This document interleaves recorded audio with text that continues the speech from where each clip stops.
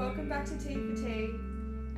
Today we filmed Ben from one of the creators from Soccer Magazine. So here it is. Hope you guys like it. See you next time.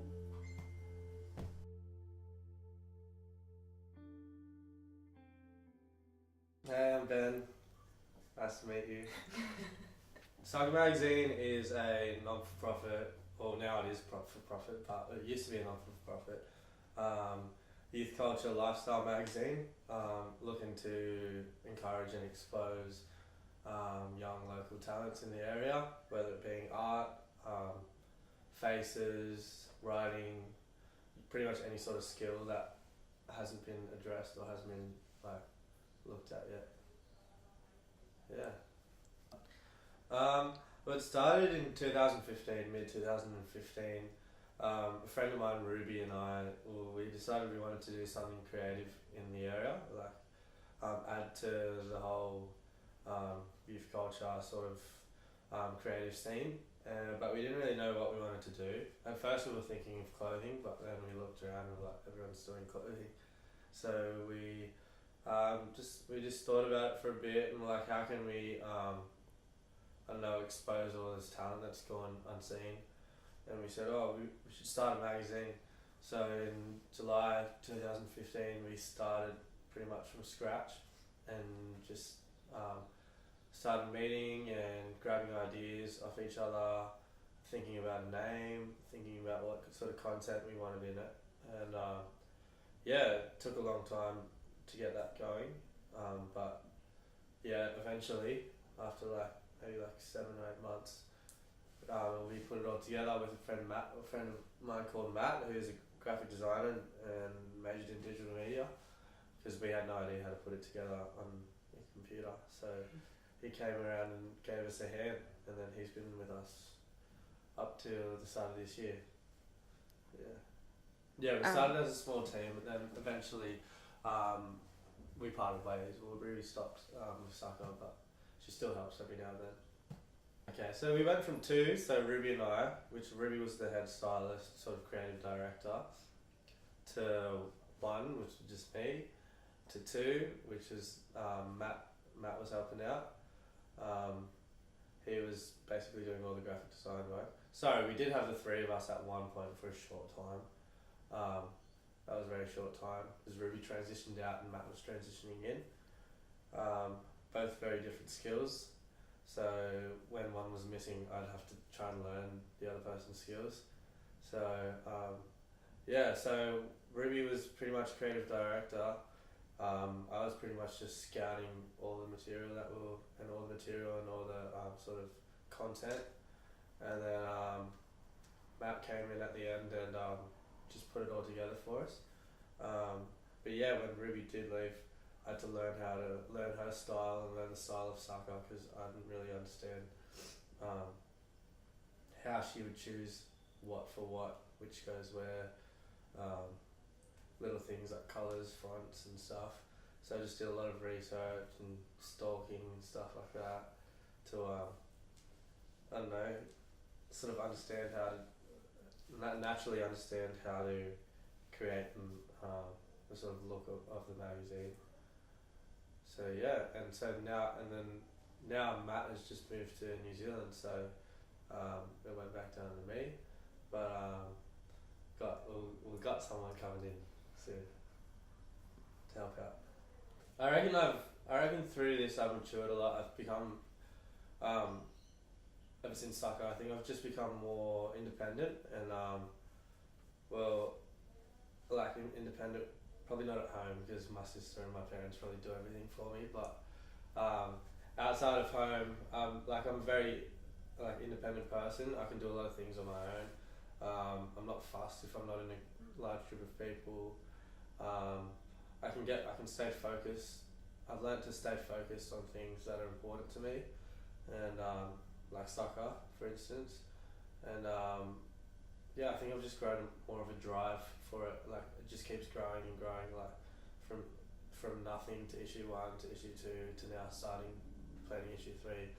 There hasn't been a time where I've doubted soccer or doubted the path that I wanted to take with soccer. So I think it's just all about growing. So yeah, I think soccer's been good for me as a person, and because I've always wanted to start something up, and yeah, I've tried a few times in different areas, and they've all fell through. But this one, so I haven't ever thought about quitting. So I'm happy about that. Well, starting up from scratch as two 19-year-olds with no experience in media or magazines or editing or any of that, it was tough. We had the idea, and a lot of people have an idea and then they try and implement it and they have no idea how. And yeah, that was us. So we had an idea, we were able to shoot, we were able to come up with different styles for shoots, we were able to come up with a look and a feel for the magazine. But we had no idea how to put it together at the end. And so that was a big struggle at the start, because we always wanted it just to be us two, but we pretty much avoided the whole putting it together thing. We thought it'd be easy, but it wasn't. So that was a bit difficult, but that's where we had Matt jump in and help us out. Little things like making sure that each photo that we take is in HD and 300 DPI, which I never knew what that meant at the start. I never knew that there had to be a certain standard for a magazine before it got printed. So yeah, a lot of bumps along the way there. Organising printing companies is always fun. You've got to, I guess, do your research, find out what you're paying and what you're paying for. That took months, and we did have a few problems with our first printer, but in the end they pulled through. But yeah, like overall, there'll always be problems because there'll always be clashes.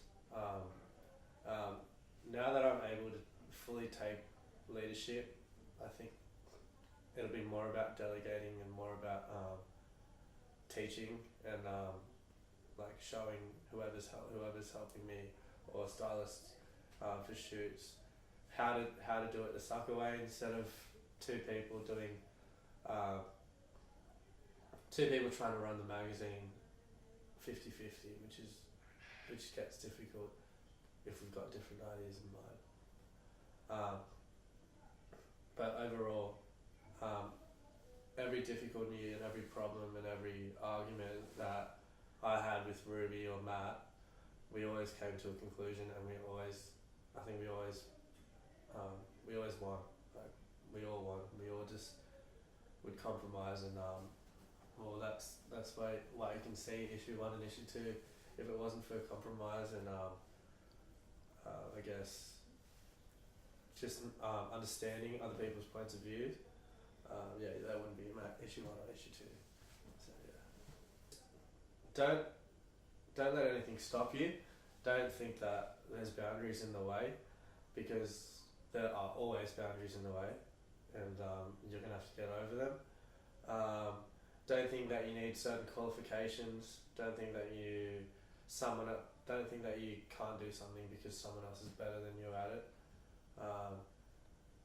And yeah, we never thought that we'd reach the crowd that we have today, and we never thought we'd be privileged with the experiences that we've had. Little things like being a part of festivals and interviewing big bands and things like that. It's so accessible if you make it. So I guess you either got to go all out, or you can be that person that has an idea but isn't confident enough to instigate it. So yeah, my advice is just go all out. Once you have an idea, you need to go all out with it, or else you're just going to lose that drive. Cool. That's it. Sweet. Thank you. Thank you.